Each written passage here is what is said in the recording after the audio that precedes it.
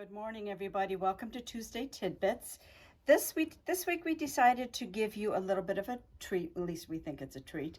We're going to put a free pattern on our website, and we're also going to offer you kits for this lovely little summer table runner. I couldn't think of what it was called. Table runner. My brain is not good today. So anyways, this is a nice little table runner, and we will be very honest with you. When we decided to do this, we literally made it up in a couple hours. Yeah. I took it home and bound it last night. But this is a very quick and easy. All there is a little bit of snowballing and straight stitching, and then there's a little bit of machine applique, which is what we want to address today. So what we're going to have on the website is there will be the free pattern, which we will give credit to.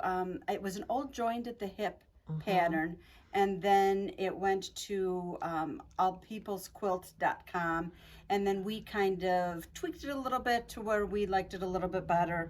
And it was very wordy. Yeah.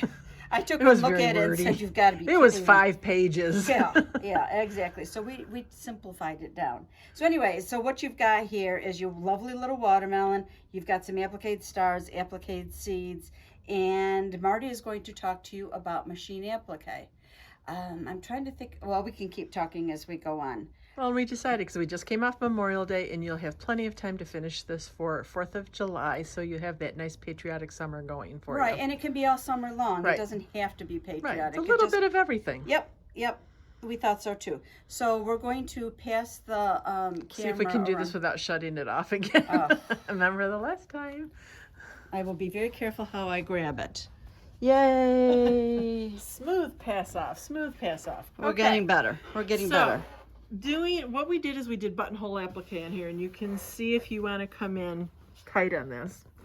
And also, if you notice on the stars, the fabric that we chose from this had these little starbursts on it. I did this part. Yes, Terry did this part. So what we did, and we're going to show you how you can do that easily, is we just centered that starburst in the middle of each star, and that is like so easy to do, and it's just a little touch that's just kind of fun and funky to go with it. So when you get to doing the buttonhole, I'm sorry, stars are one of the toughest things to do because they have those really long elongated points. So I'm just going to show you a couple of tips and tricks that will maybe get you through that process a little bit easier. Now, the first thing that I wanted to talk to you about, and we have talked to you about this before, if you have a bobbin case, not a drop-in bobbin, you have this finger on your bobbin case. And it depends whether you need to use this or not. Because I used for the stars a gold thread for the top, and then on the back I didn't want to use gold. I used a green thread through the whole thing because we had this really kind of fun watermelon print that we used. The green blended most.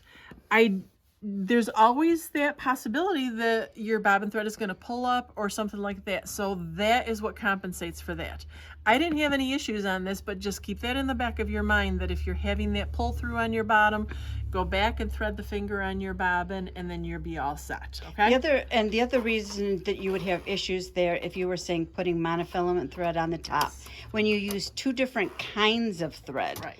One is lighter, I don't mean lighter color, but one is less weighty than other. That's when you may have pull through. So play around. Exactly. And I ended up with my machine yesterday when I was doing this. I just lightened up my top tension a little bit. And again, that will help that bottom tension pull back down again. I'm sorry, Marty, I've disrupted again. It's okay. So if you don't have a finger on your bobbin case, that's when you have to go to your top tension and adjust it there. Yes, and 9 times out of 10 you have to loosen it. Right. You would have to loosen it because if it's looser on the top, then the bottom is going to pull it a little bit more. Let's face it, you want the top to look really, you want both sides to look good, but let's make the top look the best. If you have to pick one, go for the top. Yes. So now what I'm going to do, and the biggest thing to me with buttonhole applique is understanding how your machine is going to stitch this stitch. So can I stop? Sure. Go ahead. They're used to it by now. I know you are. No, not me, them. Okay. What we did on here is when we had the top completed, we just fused the appliques on it. Then what we did was we layered up the batting and the backing. And so what we're doing is when we're appliquing these stars and seeds down, we're actually doing double duty. So we're quilting it as well as appliquing it. This just eliminates a step and we Yeah. find it works really well. And plus it tends to puff your applique a little bit, which to me is kind of fun. So anyway, so what the machine is going to do is you want to make the straight part of the buttonhole, because it's going to come. Hang on, I'm going to go around to her other side. Watch where I do her backing. Okay. So it's going to come and do a stitch and then come over, and then come do a stitch and come over. So you want the straight part of the stitch to run along the edge of the applique with that catch stitch just coming onto the applique here. But when you start out, I like to lock my stitch. Now, in most machines, and again, you have to play with your machine and see what works. I have to knock my needle position over one because the stitch just happens to go that way. So I'm going to bring up my bobbin thread, and we've talked about that before, just because I don't like dumpster diving on the back of my machine. And I'm going to shorten my stitch length. So I'm going to do a couple of lock stitches there, and then I'm going to go to my buttonhole. Now mine needs to be reversed, so I do have a mirror image. Now don't think that you have to go out and buy a computerized machine to do it, although I do love my 1230, so if you can find them, go for them. And even though that says Ricard, it is a Bernina. I know, it is a Bernina. So if you watch how the stitch is done, it's going to, can you see? Yep. Straight, Yeah. straight, flip over, straight, straight, flip over, straight, straight, flip over. And this, remember, is also where you want, if you don't have that cutaway in your walking foot. Now you may want to ask, why walking foot? Because I have multiple layers. If I did this with a regular foot, it would just push on me and look really ugly. So I've got my needle down. I'm going to flip it and go to the next side because I want to do a point here. So I'm going to come up to the point because these are the worst things. Now, when you get towards the point, I kind of go pretty slow, and you can gauge, okay, I can go across, it's not going to go like way far out. But when I go to my next stitch, you see it's actually falling slightly short. So I'm just going to pick up my presser foot and move it out so that my needle is on the point. Okay? And then I'm going to turn it 45 degrees. And then you can either do this by hand or by machine. I'm going to take a stitch into that point, and then I'm going to turn and come down the other side. Now, if you have a computerized machine, check and see if you have this function. Bernina machines have this function that basically has this little D with the arrow at the top. And what that means, it's going to skip a stitch. So if I push that, because if I took the stitch forward, when it does the cross stitch, it's going to come out and stick out on the other side of the star. So you're going to have that thing. It's a little thing, but it makes the point really pointy. Okay, so before you start, so the other way Marty explained it to me way back when, is when you hit that little D thing, it's going to start at the beginning of the stitch. So remember how I said it was straight stitch over? So it's going to start out by doing 2 straight stitches, which will get you through that pointy. Right, so that was So one. There's another 2, one, and then it now will it do goes cross over. stitch. And then So- you're back to normal again. Right, and so you've kept your nice sharp point. So let's go one more point. Now, if you notice too, I'm not quite to the point. So what I'm going to do is I'm just going to hold on to the runner a little bit and let that needle fall in that point. So don't just think that you have to let the machine do what it's supposed to do. Always remember, you are the boss, not the Well, machine. most times. No. Most times. But the thing is you can hold on to the fabric to kind of prevent the project from advancing as much as it needs to. So then we're back to going out to the point. And of course it's come loose. Okay, I can get away with that one. Now when I come out here again, nope, I've got to move it forward just a little bit. I'm going to turn at my 45, take my 1 stitch. Now, if you don't have this function, you're saying, well, sure, I don't have that one. What am I going to do?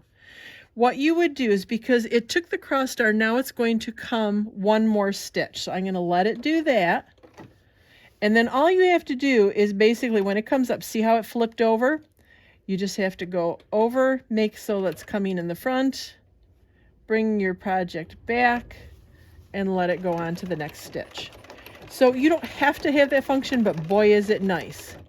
So I'm going to come into the point, turn to go down the next side. So I guess part of the moral of the story is sometimes we have things on our machines that we are not aware of. Right, because how long did you do that? Oh, Now, I this never knew that. Now, this is a squatter point, so I don't need to do that function on this one. It's just these really nice pointy points that you really have to be careful of that. I just do it automatically. But I didn't know what it was for the longest time. I can't remember how I figured it out, but that one landed nicely, so we're going to go the 45 down the next side. Hit my button so it skips the stitch.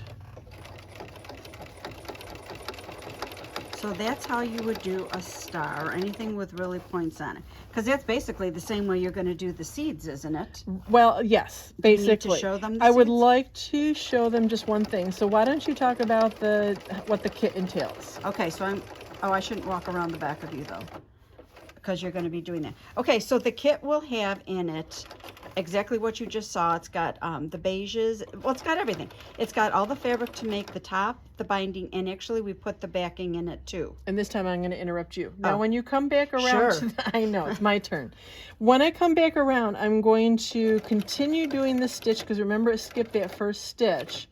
And then I'm going to go back and do a straight stitch and make sure that, and so it's doing, so that will lock it off. And then that's how you end it. Ta-da! Clip all of your threads. Normally I would bring up my bobbin thread, but we won't do that today. So there's your star all done. Really not tough. All right, one thing on the seed that I wanted to do. So you have to change the thread? Actually, then I won't do it because that'll take too much time. The one caveat I want to do on the seed is you're going to do the exact same thing. You're going to start, you're going to do your stitching, curves. Stop and pivot around them. Don't try to continue to stitch the whole way around. It That's won't lazy. work. Yeah, that's just lazy. And we all do it, and we all regret it when we're Yes. done. So just make sure that when you go around that curve, stop, turn it just a little bit. Get off my table runner. Take a couple more stitches, stop. And the thing is, when you stop, you want to stop on the outside. Don't stop on the inside. Because that'll give you So a stop, V-stitch. take a couple more stitches, turn a little bit, turn a little bit, turn a little bit, turn a little bit. And when you start on something like this, I would start on a flat edge. Don't start on the point, don't Right. start on the curve. You want to start on a straight edge. So that would be, in essence, our little watermelon patriotic runner. And as far as quilting, just real quick on this, I was just going to point out, what Marty ended up doing is, and you really can't see. And I over quilt. I'm sorry. She It's quilts just in the my snot nature. out of things. Because I have So, anyways, and I don't know if we could see it on the Probably. back. A little bit? Yeah, no. No? Okay, on the front, what she basically did is she stippled the red on this. Well, if I would get to the right spot. Here we go. Then she did that little scoop-de-scoop. She did not mark any of this. It's No. just a free motion. Then on the green, wherever my finger is, the green, she just did this little thing. And I kind of used the stripes of the watermelon to keep my gauge Right. going, so. You didn't bother doing anything on Nope, there I because you probably will didn't go need it. back to. Oh. Did a little just straight lines. Echoing on this, I took my walking foot and moved my needle position over as far as it is, and so I kept on using my previous line. And then this is one of her favorite star loop things. it's always good to have a couple of just free motion, like for borders, in your arsenal. But I loved this star. So basically, you're doing like a little kid star. You know how you drew them when you were kids. You're doing a loop one way, a loop one the other way, and then you're coming and doing your another one. Loop one way, and back and forth. And when I got up to these guys, I just pretended these were my stars. So I did my loop one way, and then I brought it out, loop one way, and then just brought them all together. So I kind of tied the stars in with the quilting pattern. Ta-da, ta-da. Ta-da, ta-da. Now, if you hate machine applique, don't do the stars. You kind of have to do the seeds, but You know, we had thought about yesterday, we were pretty excited. We're like, Terry, we could put rickrack. yes, we could have. We could have done rickrack, but it was too late. You could have taken and just stitched a white rickrack on this outside border, and it would be gorgeous. That would have been very nice, You yeah. could find a nice red, white, and blue variegated thread to stitch it Oh, down. you're right. Oh, That would have been be nice. wonderful. Yeah. That would be wonderful. So anyways, that's our tidbits for this week. I don't know if we have So did anything you else. finish with the information around the kit? I don't remember. Okay, so the kit includes everything for the top, your binding, your backing, all of that, Instructions. instructions, $25. And we will be happy to put Yes. them in the mail And for we will you. mail them out. So there's a link below that will take you right to the kit if that's what you want. But the download for the pattern is there if you just want to take out of your stash, whatever you want to do. It's up to you. Okay, have a good summer. We'll see you next week. Bye.